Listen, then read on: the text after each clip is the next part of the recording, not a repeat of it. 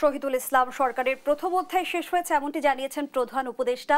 দ্বিতীয় অধ্যায়ের যাত্রা শুরু হলো। সেই জায়গা থেকে একটু জানতে চাই, প্রথম অধ্যায়ের সফলতা ব্যর্থতাকে আপনি কিভাবে চিহ্নিত করবেন? জি, ধন্যবাদ আপনার মাধ্যমে দেশ টিভির দর্শকদেরকে, আমার সহ আলোচক সৈয়দ আব্দুল্লাহকেও।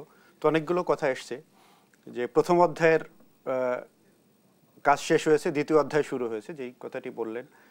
তো এই প্রথম অধ্যায়ে সফলতা কতটুকু, এটুকু যদি আমরা বিচার করতে যাই তাহলে দেখব যে আসলে কথাটি হয়তো রিপিট হতে পারে যে আমাদের প্রত্যাশার জায়গা অনেক। এদেশে আমরা যেই বর্তমান সরকারের কাছে যে সাধারণ মানুষের যে প্রত্যাশা, এদেশের বঞ্চিত বৈষম্য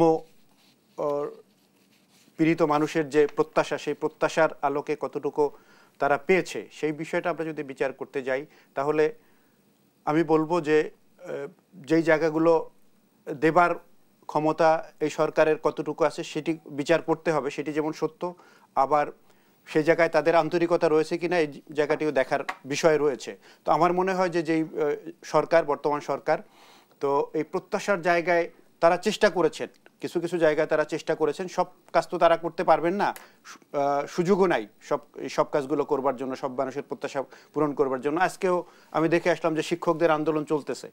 তো শিক্ষকদের একটি গ্রুপ ক্লাবের মধ্যে ঢুকে আমাকে বলতেছিলেন যে আমরা এই সমস্যা নিয়ে আসি। তো আমরা বললাম যে এই সমস্যাগুলো তো আপনাদের এই 6 মাসের না, এই সমস্যাগুলো তো দীর্ঘদিনের ছিল, তো আগে আপনারা আন্দোলন করেননি কেন? তারা বলেছে আমরা চেষ্টা করেছি আন্দোলন করতে, আমরা এখন যেভাবে রাস্তায় দাঁড়াতে পারছি সেই সময় আমাদের রাস্তায় দাঁড়াবার সাহস আমাদের ছিল না।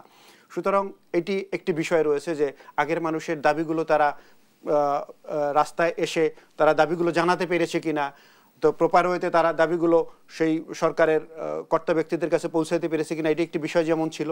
আবার এখন যারা এই দাবিগুলো সরকারের কাছে রীতিমতো প্রতিদিনই তারা এই দাবিগুলো উত্থাপন করছে, সেই দাবিগুলো মেনে নেওয়ার মতো, সেই দাবিগুলো পূরণ করবার মতো ক্যাপাসিটি আছে কিনা সেটিও তো একটু দেখার বিষয়। যৌক্তিক দাবি নিয়ে রাস্তায় নেমে পড়া কিংবা সড়ক অবরোধ করা, জনভোগান্তি তৈরি করা, সেটি কতটা যৌক্তিক? নিঃসন্দেহে আমি সেই কথাটি বলতেছিলাম যে এখন যেই সব দাবি নিয়ে যখন রাস্তায় নামছে তখন এই সরকার কি করবেন। তো সরকার প্রথম দিকে একটি বড় স্পেস দিয়েছিল, যাদের দাবি তারা এসে কথা বলবে। তো এখন দেখা গেল সেই দাবি জানিয়ে তারা রাস্তা থেকে যাচ্ছে না, রাস্তা তারা আটকে রাখছে, সেখানে অবস্থান করছে দীর্ঘদিন। এটি যেমন একটি দুঃখজনক ঘটনা। তো এই সরকারকে তো সময় দিতে হবে, এক। দুই হচ্ছে যে এই সরকারের মূল কাজ কি এখন সব দাবি মেটানো, নাকি একটি সুষ্ঠু নির্বাচনের মধ্য দিয়ে একটি নির্বাচিত শক্তির কাছে ক্ষমতা, নির্বাচিত একটি দলের কাছে ক্ষমতা হস্তান্তরের মধ্য দিয়ে তাদের দায়িত্ব শেষ করবে। তো এখন তাদের দুটি কাজ একসাথে করতে হচ্ছে। যেমন একটি ভঙ্গুর অবস্থার মধ্যে দিয়ে সরকার ক্ষমতা এসেছে। আপনি দেখবেন যে এদেশের প্রশাসন ব্যবস্থা একেবারে ভেঙে পড়েছিল, পুলিশ প্রশাসন ডিস্ট্রয় হয়ে গিয়েছিল এদেশের। এরপরে আমাদের ব্যুরোক্রেসি একেবারে আনস্টেবল হয়ে গিয়েছিল। সেই সময় ক্ষমতায় আসবার পরে খুব রাতারাতি এই দাবিগুলো কি পূরণ করার সুযোগ তাদের আছে কিনা সেই বিষয়টিও বিচার করতে হবে আমাদেরকে। তো সেই সুযোগটি কতটুকু আছে সেটি আমরা যদি একটুভাবে একটু সাধারণভাবে আমরা একটু চিন্তা করতে যাই, আমরা যদি একটু যৌক্তিকভাবে চিন্তা করি তাহলে আমরা বলবো যে সেই সক্ষমতা এই সরকারের নেই। কারণ হচ্ছে যে বিগত দিনে যেই একটি মন্ত্রী পরিষদ ছিল ফ্যাসিবাদী সরকারের আমলে, এই রাষ্ট্র চালাতো, তো প্রায় 52 জন বোধহয় মন্ত্রী ছিলেন। তো এখন এই সরকারের উপদেষ্টা মণ্ডলীর সদস্য তো সেই তুলনায় অনেক কম, এবং তারা অনেকেই নতুন, এসেই তাদেরকে দায়িত্ব বুঝতেও তো সময় লাগবে। আর একজন উপদেষ্টার ঘাড়ে কয়েকটি মন্ত্রণালয়ের দায়িত্ব, এগুলো আসলে মিট আপ করা খুব কঠিন ব্যাপার। আমরা যাই বলি, আমাদের দাবি যতই থাকুক, সেই সময়টুকু তাদের দিতে হবে। শহীদুল ইসলাম, আমাদের রাজনীতিতে একটি কথা বিগত সময় আমরা শুনেছি যে আমলাতন্ত্রের কাছে জিম্মির রাজনীতি। গণঅভ্যুত্থানের পরে এই বাস্তবতার কতটা পরিবর্তন আমরা ঘটাতে পেরেছি? কোনো পরিবর্তন ঘটেনি আমি বলবো। আমলাতন্ত্রের কাছে এখনো রাজনীতি যেমন জিম্মি ছিল, এখন সরকারও রাজনীতি আমলাতন্ত্রের কাছে জিম্মি আমি বলবো। কারণ হচ্ছে অরাজনৈতিক সরকার অরাজনৈতিক, কিন্তু আমলাতন্ত্রের যে বিষয়টি আপনি বললেন, আমলারা অরাজনৈতিক নয়। আমলারা যারা রয়েছেন এরা রাজনৈতিক নিয়োগ ছিল অধিকাংশ। এখন সেটি পরিবর্তন করবার জন্য একটা চেষ্টা হচ্ছে, কিছু পরিবর্তন হয়েছে, অধিকাংশই পরিবর্তন হয়নি। সুতরাং সেখানে একটি সমস্যা রয়ে গেছে। সেই সমস্যাগুলো নিয়ে আপনি তাদের কাছ থেকে শতভাগ কাজ আশা করবেন, এটি যেমন যৌক্তিক না। আবার সেটি পরিবর্তন কেন করতে পারছে না এই সরকার, সেই জায়গাটিও আমাদের দেখতে হবে।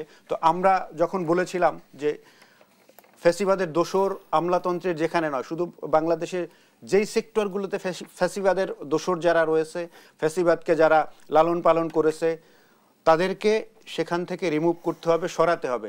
সেই দাবিটি আমরা যখন করেছি, এদেশের রাজনৈতিক নেতৃবৃন্দ করেছে, সাধারণ মানুষ করেছে, কিন্তু সেই কাজটি এখনো সঠিকভাবে করতে পারছে না। কি জন্য? সেই আমলাতন্ত্রের চাপেই এখনো সেই কাজটি উপদেষ্টা পরিষদ করতে পারছে না। সেখানে একটি আমলাতন্ত্রের ভিতর থেকে একটি চাপ রয়েছে। আপনারা দেখতে পাবেন যে একটি সংস্কার কমিশন করা হয়েছে, প্রশাসনিক সংস্কার কমিশন যেটি করা হয়েছে, তারা যখন কিছু কাজ হাতে নিলেন, সেখানে দুইটি ভাগে বিভক্ত হয়ে গেলেন আমলারা। সেটি দেখেছেন, সেটি নিয়ে তারা আন্দোলন পর্যন্ত করতে দেখেছেন। আন্দোলন সভা সমাবেশ করেছে, যেটি তাদের জন্য করা বৈধ অবৈধ সেটির প্রশ্ন রয়েছে। সেই আন্দোলনটি তারা করেছে। এর মানে হচ্ছে যে ভিতরেও তারা শান্তিপূর্ণভাবে তারা কাজগুলো করতে পারছে না, যার কারণে আমাদের উপদেষ্টা পরিষদের কাছে আমরা যেই কাজগুলো প্রত্যাশা করছি, তারা সেই সার্ভিসটা জনগণকে দিতে পুরোপুরি পারছে না।